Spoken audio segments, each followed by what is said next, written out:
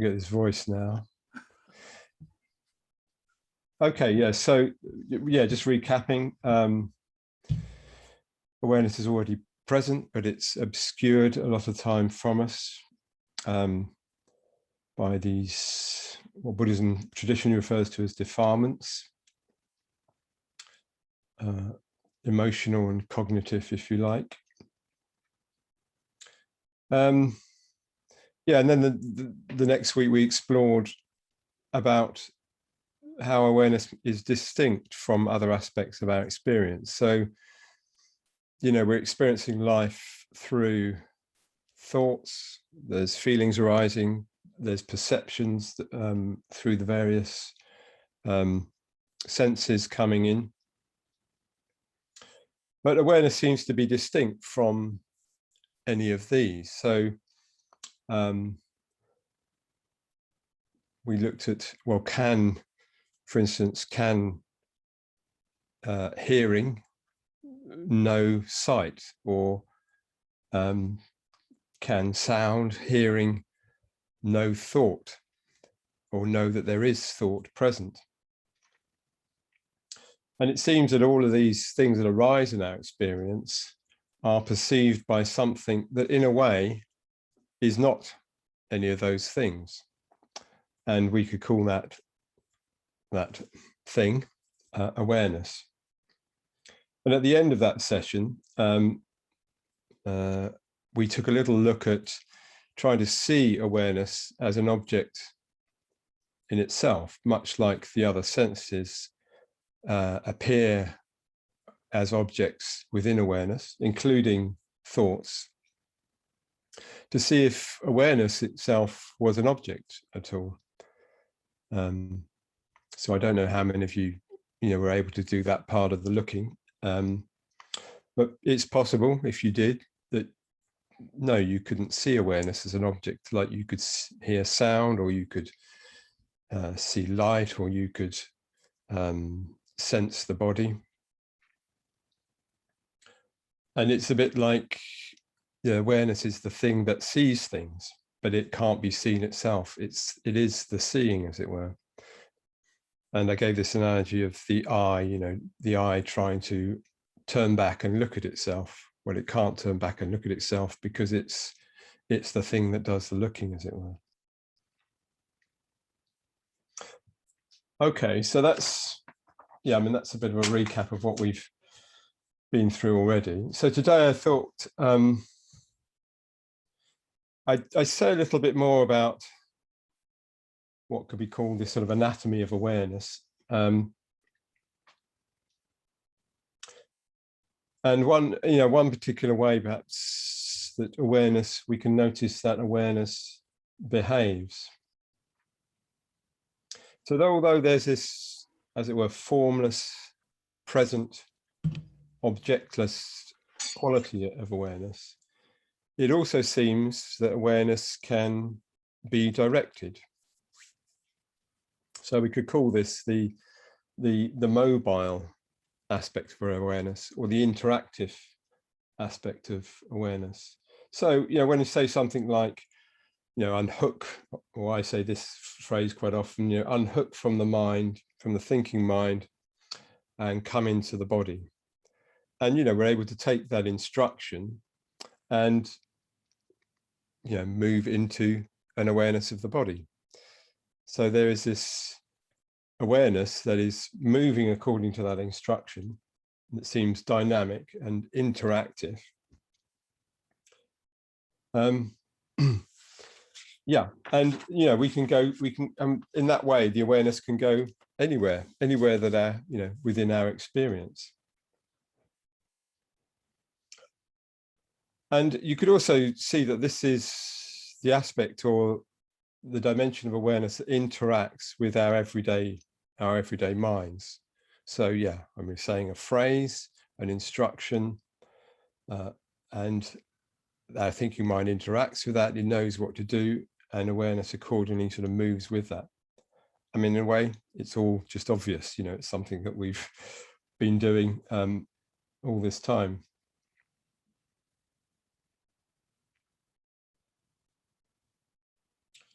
And we can also use that mobile awareness in different ways. So we can, we can use it to become concentrated, absorbed, with the mindfulness of breathing, like we were doing last week. We were taking our awareness and trying to become more and more focused in our sensate experience, particularly around the breath, and then other aspects of the sensate experience that were helping to feed into that absorption. We can also use it to investigate, so we can investigate our experience. So, something there can look and see what's actually going on, what's experience actually like when we look at it.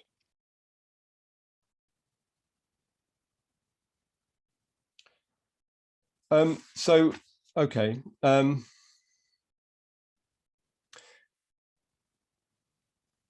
That's just some stuff I wanted to say, really, to give a kind of bit more framework. Today, I thought what would be good to do is to do something that probably many of us have done before. I've certainly led it within this class and within lots of different classes, because I think it's a really useful exercise. It's one I got from Tejananda when I was going to Vajraloka. And it's an exercise, or a couple of exercises, to try and draw more attention to this distinction between what I would call direct experience of something, direct knowing and seeing of something, and a mentally constructed experience of something. By mentally constructed, I mean that we are looking at an experience, but we're looking at it through some mental framework that we're holding. And that mental framework, in a way, is stopping us coming into a more complete experience. So, for instance, with the breathing, we can do the mindfulness of breathing, but we can do it with a certain amount of mental construction. So we subtly, constructing a kind of mental idea of the breath.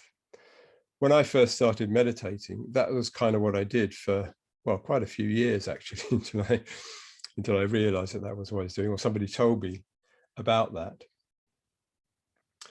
And so, yeah, I was kind of, noticing the breath going in, going out of the body. And I was creating this sort of mental picture of it going in and out of the body. And I wasn't really coming into, a closer relationship to the actual physical sensate experience of the breath.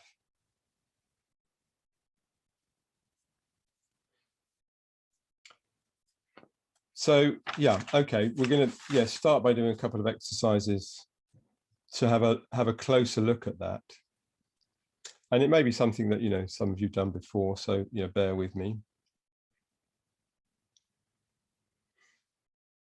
And the reason, just to re-emphasize this, the reason it's important is because it can prevent us from, well, if we are trying to become absorbed in our experience, it can prevent us from becoming absorbed into our experience. And if we're trying to investigate our experience, that kind of mental construct of the body is, they're telling us the body is like this. And so we can't see what's actually really there. It doesn't just apply to the body, it applies to all, aspects of our experience. And we can notice this, in meditation. So when we become directly absorbed in our experience through a direct experience of things, it feels very different. For one thing, it can feel more intrinsically satisfying. And last week, for those of you who are on the Rains retreat with Dharmarati, he was talking about this. He mentioned it quite a few times, that different experience when our awareness, is unhooked from any kind of mental constructs, and it is becoming, you know, totally one, totally absorbed into what it's just there, whether that's the body, you know, whether it's sound, whatever it is. Okay.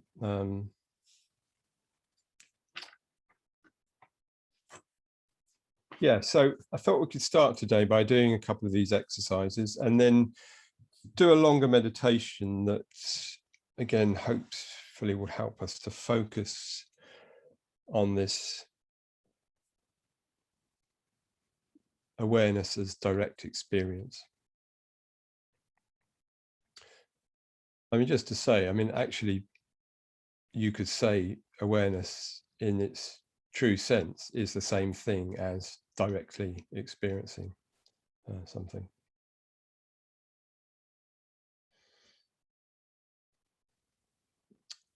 Okay, so if you want to get ready for meditation,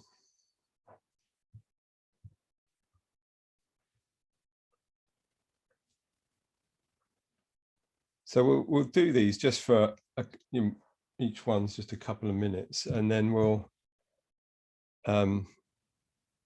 I'll give you a chance to just report back on that, which can be useful just from a point of view of each hearing about each other's experience of that.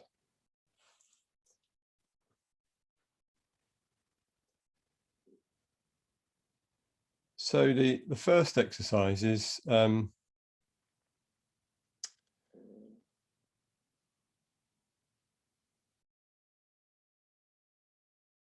just to imagine an orange. Yes, the fruit orange rather than the color orange.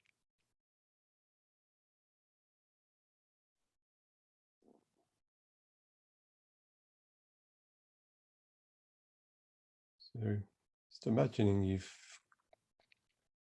got an orange in front of you.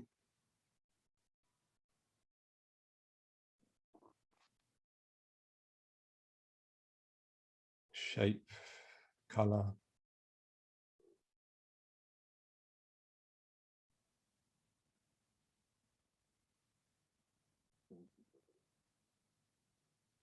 And then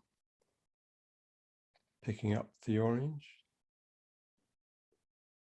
So again, imagining that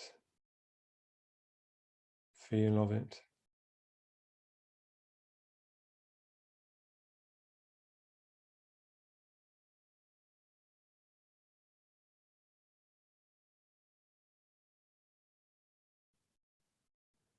And then we could put it to our nose, imagining smelling the orange. What does an orange smell like?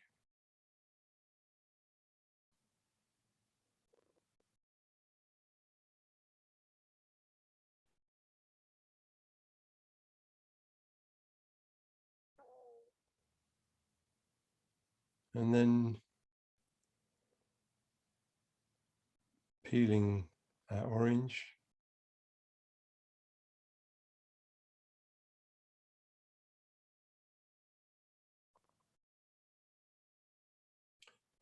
And tasting it.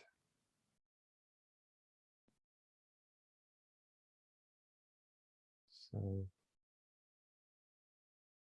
what does an orange taste like?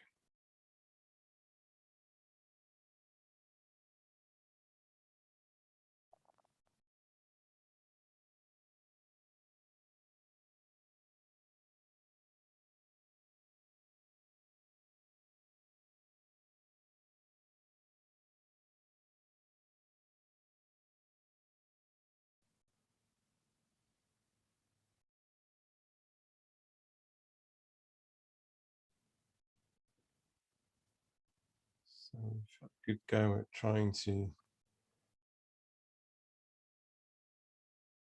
imagine our orange, imagine it in relation to, well, most of the senses.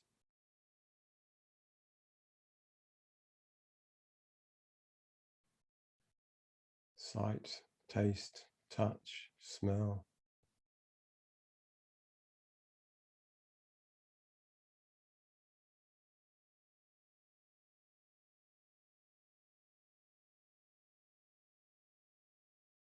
So now I just wanted to think about the difference between that and the actual experience of an orange.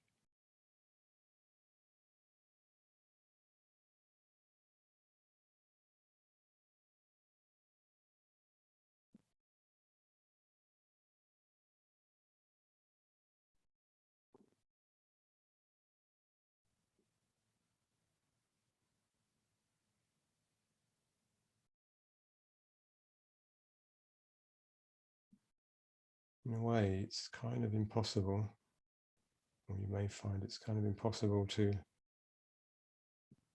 really find that difference. And yet we know there is a difference.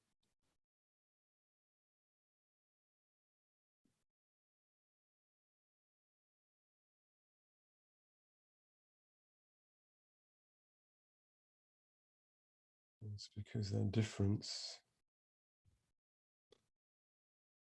whilst trying to imagine that difference, is also a mentally constructed experience. It's just another kind of thought.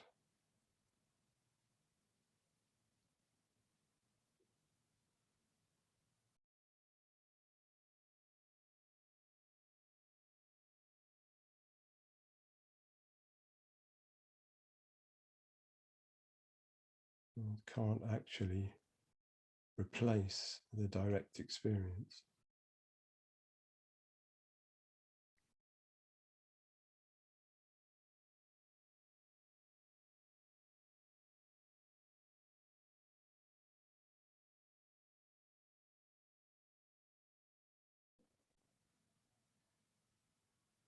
Okay, end of exercise.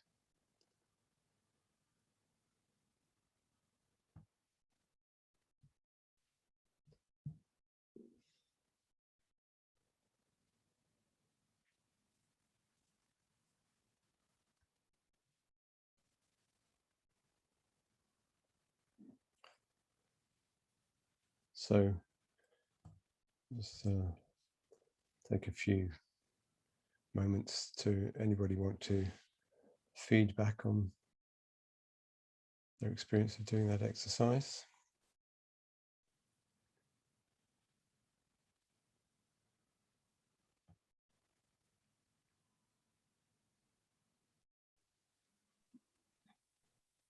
Claire.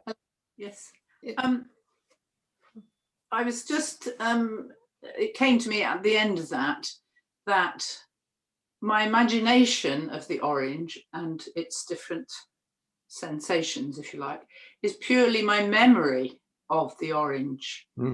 It's not a here and now. I'm not doing it, sniffing it, eating it now. So it is my memory that's giving me those pictures. And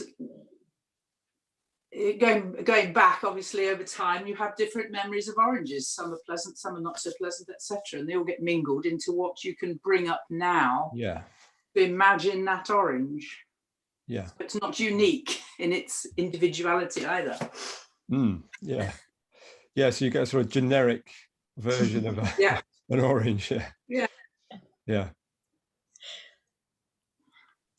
And what about that, you know, that sense of, can we get a kind of sense of the difference between the real orange and the imagined orange? The real one is far more satisfying. Yeah. Although I suppose you could imagine you've got a huge orange. True. Yeah. Thank you. Thanks, Diane. Yeah. Any other observations, comments? I found the imagining the orange, it's very fleeting. Like if you think about the smell, it's there for a moment, but then it isn't really there at all. There's nothing to sustain it. apart from, a recollection, really. Or if that's the bit I'm trying to imagine, it's not the recollection of it. I'm just trying to somehow conjure that experience, But that was the thing that stood out most to me. Yeah. Just couldn't stay with it, really. Yeah. Well, I think that's a really important point, bringing this back to meditation. So a mentally constructed version of something, you have to continually be trying to put it there all the time. It takes a lot of energy to do that. So if we are in some way meditating using a lot of mental construct, we're always going to try, it's always going to require a lot of energy. Whereas if we're coming into direct experience of something, obviously with the body, or our senses as they are in this moment, they don't require any memory. It's just what's there. That frees you up.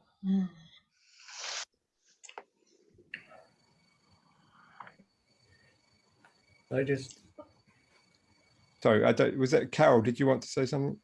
Sorry, Dan. Just quick. My image, like I love oranges, my image of the orange was so strong that my mouth actually started watering at the very end. Yeah. And I was just like, that's watering based on a memory. Yeah. That's watering on something that I just made up. And it made me realise the power of memories. Yeah, great observation. Yeah, so it's not saying that memory and imagination and the thinking mind can't have a powerful effect for us. I think we already know that it does, but very clear example of it, isn't it? Yeah, really.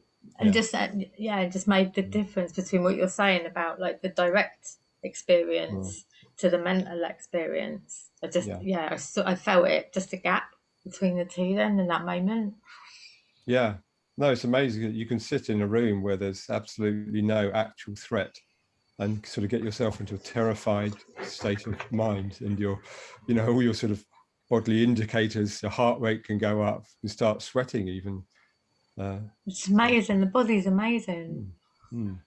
Well, the mind is amazing. I mean, it's amazingly powerful. Yeah. But it isn't the direct experience. Yeah. Okay. All right. We'll do another exercise similar. This time in involving the body.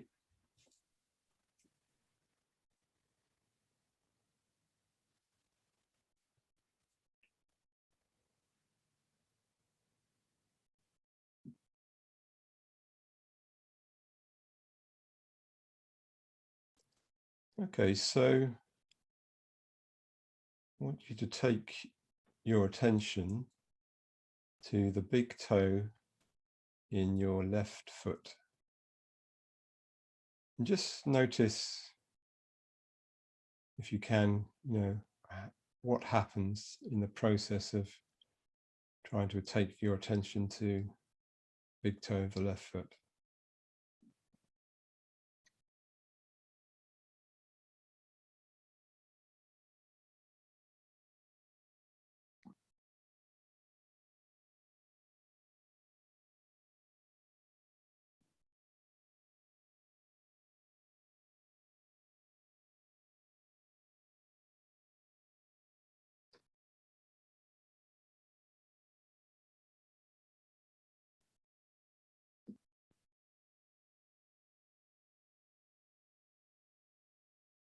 Okay, so now taking attention to the elbow of our right arm.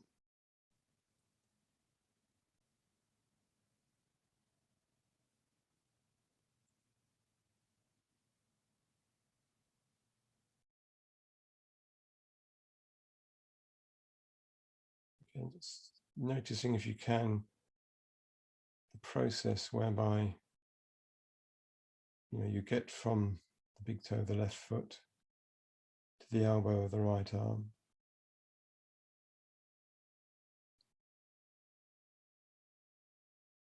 And what kind of happens when you get there?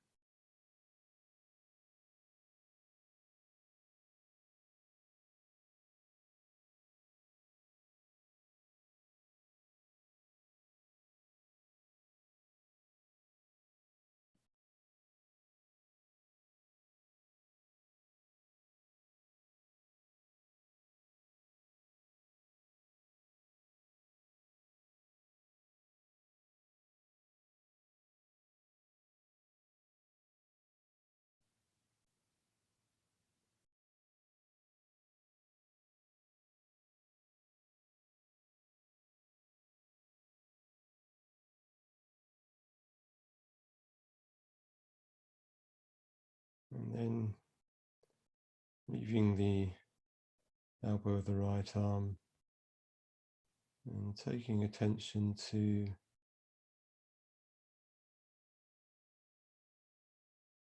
the thumb of our right hand.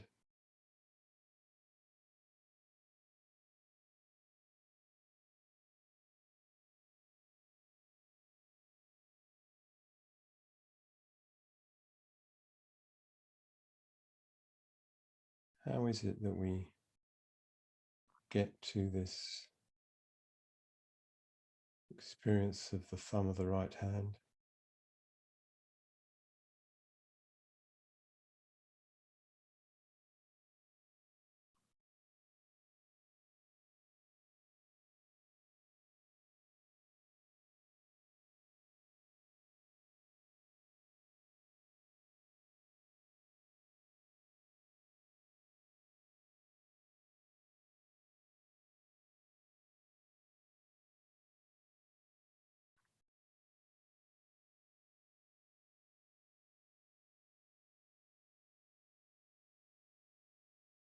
And what happens when we get there?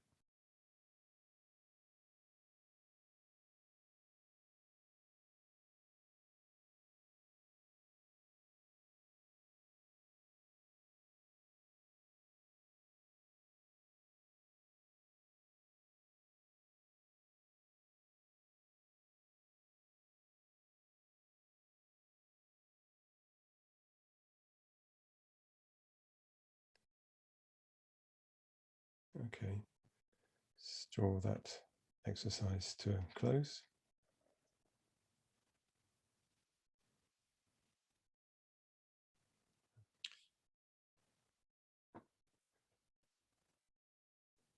So if anyone wants to report back about that, please do.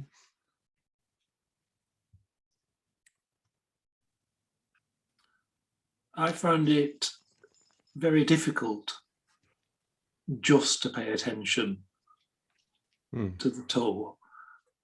What I found myself doing was getting hold of my mental picture of my body where all the bits are, and mentally wandering about from one to another. So I wasn't, when I got there, I could begin to sense the actual sensation that was there, but it was heavily overlaid with this picture I've got of my body and where all the bits are, and I largely had to use that to navigate my way around. So I wasn't really paying attention to the body. I was paying attention more to the image of my body in my mind, I think. Yeah. And it was really hard not to do it that way. Yeah. Yeah. Great. Yeah. Great. Yeah, I found that I was doing kind of very much mental. So I'd start off picturing that part of my body, and then especially as I moved around, it was almost kind of like visually scanning. But in order to actually feel, you know, my toe or my elbow, I had to almost visualize being inside my foot and then moving into my toe before I could feel it. And the same with my elbow, I had to actually kind of visualize being inside it before I could feel it. If I didn't do the if I wasn't visualizing it, I had no sense of it at all. Yeah. Great. Yeah, great observation. Yeah, I mean, it's interesting. We can't sort of just seem to go to some part of the body. Well, maybe we could if we were very used to, you know, doing that a lot. But seems that we need have some kind of mental overlay, some kind of map that helps us to at least get to that part. You know, where the hell is the left toe, as it were. Any other observations?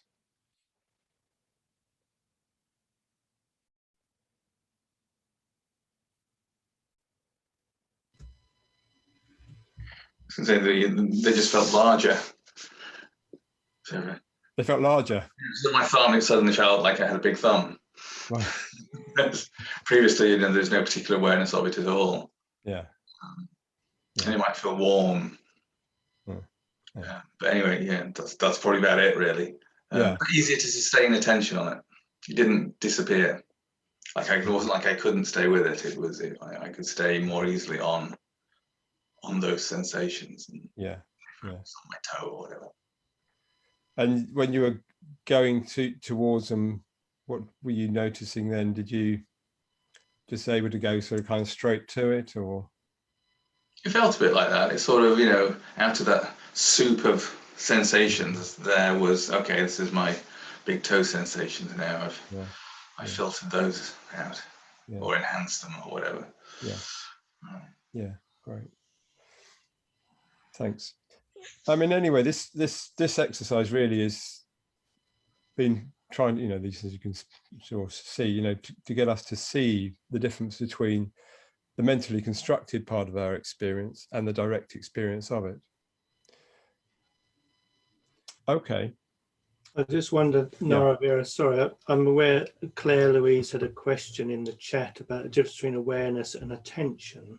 Oh, okay, yeah. And I was just, in terms of my own experience, I mean, I was just saying attention in a way sounds like, I would say that's what I would describe as mindfulness or mindful. So that's kind of has a direction to it. So that invitation to find the toe, for instance, is a kind of drawing the toe more fully into focus in some way. Yeah. So mindfulness, I think, has a directionality to it. But then once you actually locate the toe, it feels as if really entering that experience, it's if the toe then seems to there's a kind of filling out of that experience, which then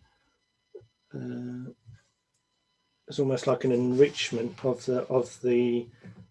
that territory, which feels to me as if that is then awareness, in that sense that it's held in that larger field somehow, or the qualities are become more visible in the field. So I just kind of, I don't know whether that as an experience changes anything, but I thought I'd just try to respond to that question. I think it's an interesting. Yeah, it is. Yeah, I mean, we've got all these different words, and we may or may not have thought about them, awareness, attention, mindfulness, etc. And maybe there are, subtle shades to it, or subtle aspects to it, which is what I was, drawing attention to at the beginning. Seems to be this mobile aspect to our experience, which is probably a bit more like attention or even mindfulness. And then, there's the awareness that we already kind of talked about, that is just kind of present, as it were. Anyway, I mean, it's good to kind of have a look at these things, I think, and find out, find out what our awareness can and can't do, what it does and doesn't do, and to some extent, what it is and isn't, as it were. Yeah.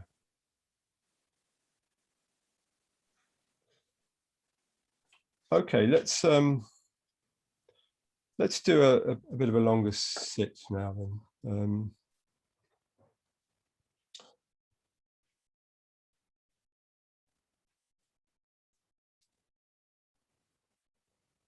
So we'll stay with these themes that we've been exploring today.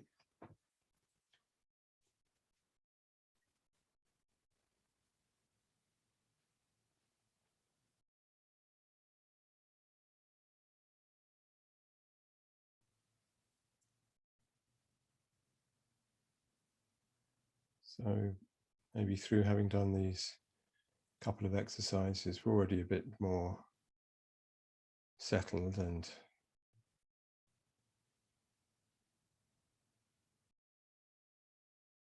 awareness is a bit more accessible for us.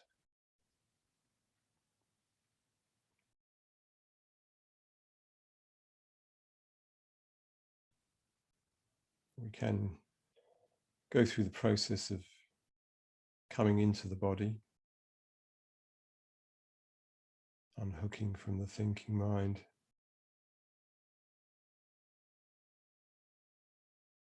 And coming into the body.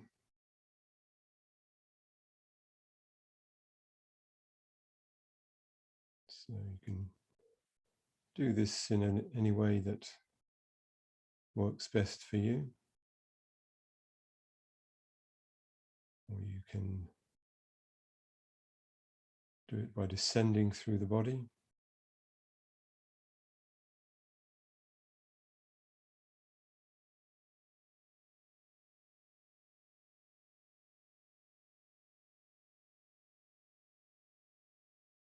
And bearing in mind just what we've been doing. And we're going to be leaving behind the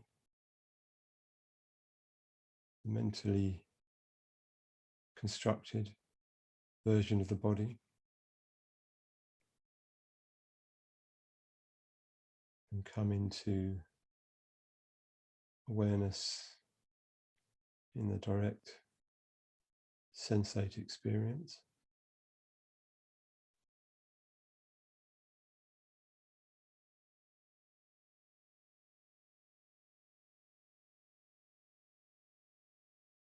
So looking for the sensations in the face, the jaw,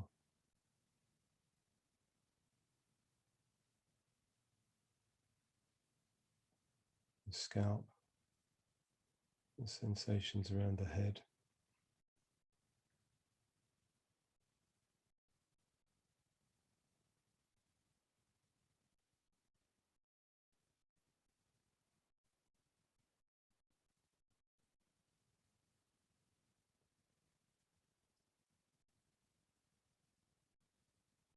If we like, we can imagine attention, which is a lot of the time focused within the thinking mind, the following of thoughts. It's coming out of that and it's soaking into the sensate body, soaking into the face, the jaw, the head.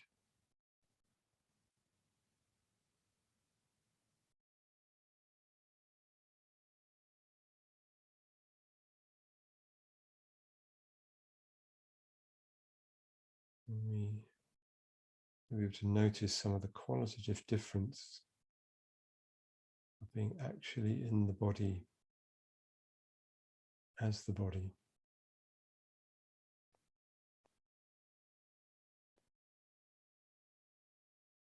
How that feels.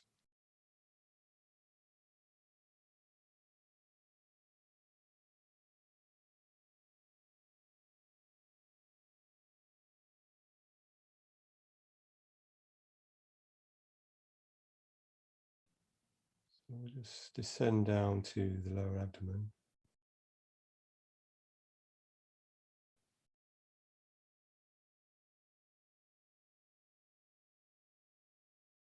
So it's awareness or attention that is moving into the different sensations. Sensations in the neck and throat.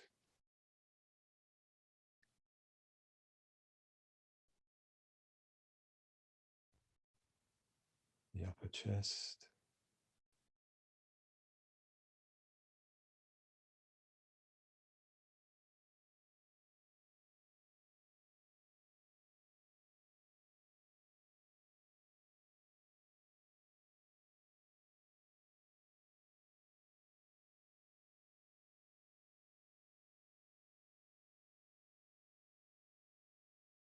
Sensations around the diaphragm, the bottom of the rib cage.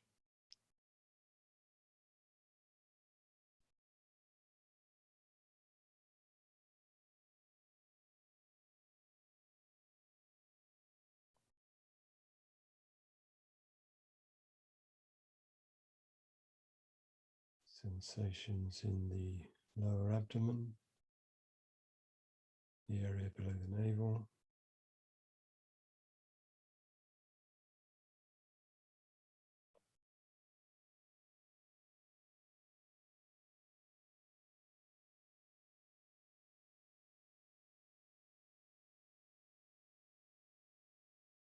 And as we come into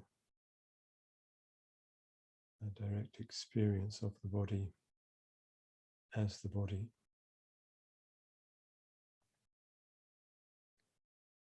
it's like we're seeing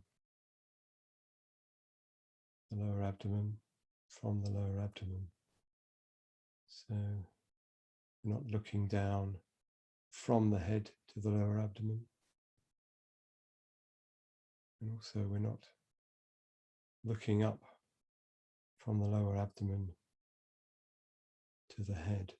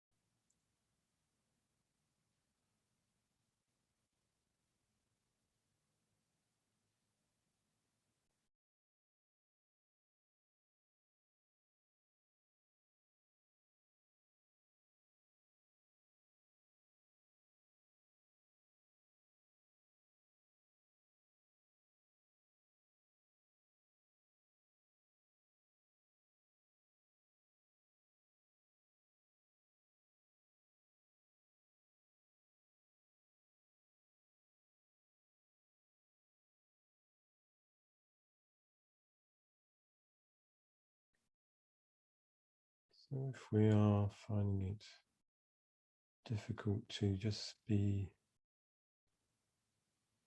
in the body as the body,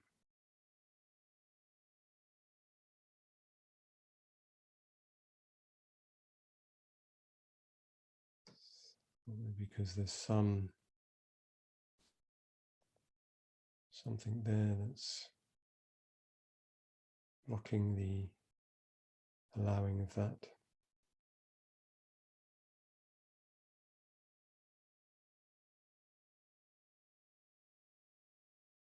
There might be some sense of wanting something that's not here.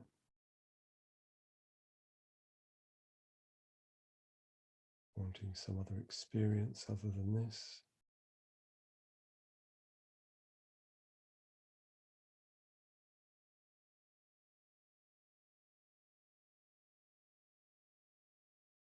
And you can just feel into that, whether there's something that's, as it were, pulling us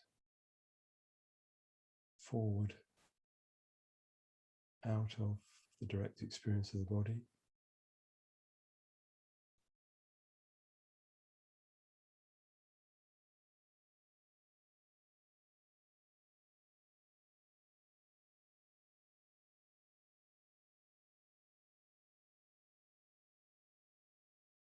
Or it may be that there's something about not wanting to be here in this experience, kind of pushing away of just what is at this moment. It's this experience of the body.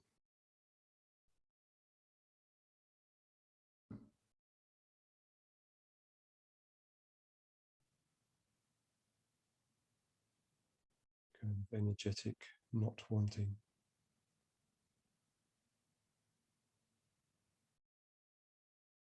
So just being aware either of these, a pull forwards or a push away.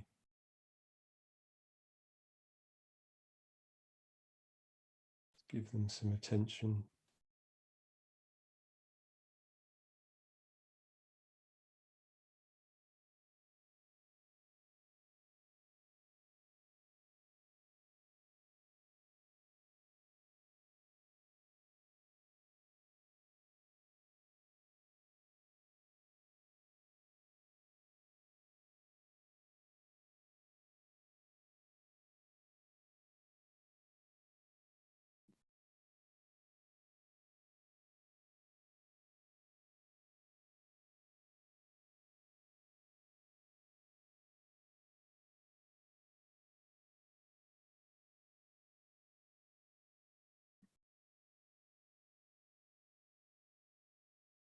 So these are also mentally constructed overlays on our experience.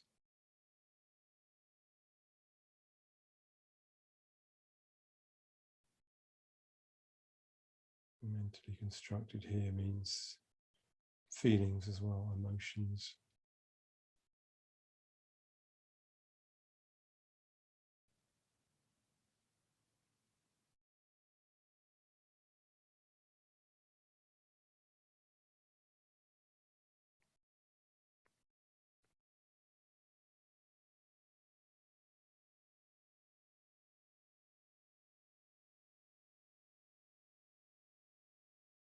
Going back into the sensations, being with the sensations.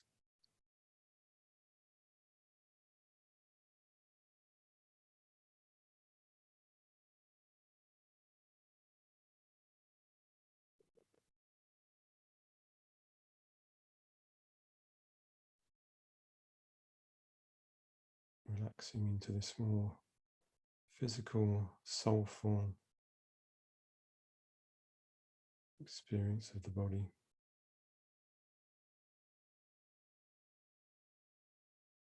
Sense of groundedness.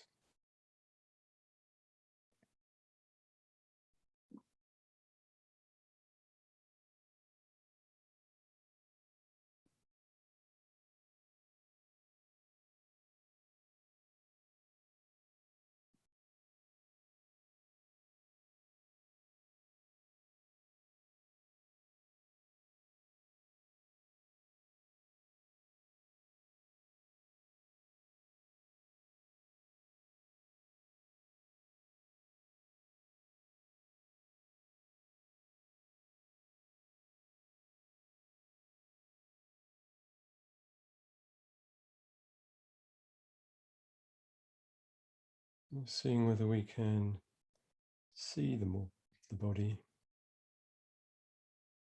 even more closely, as it were, as it is.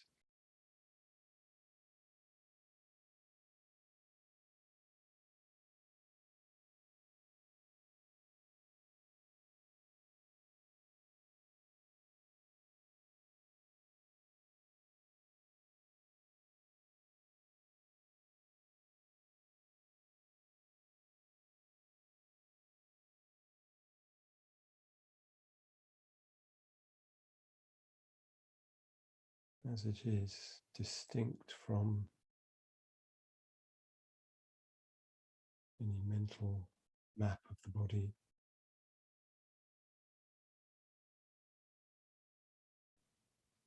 It's like the difference between our imagined orange and the real orange.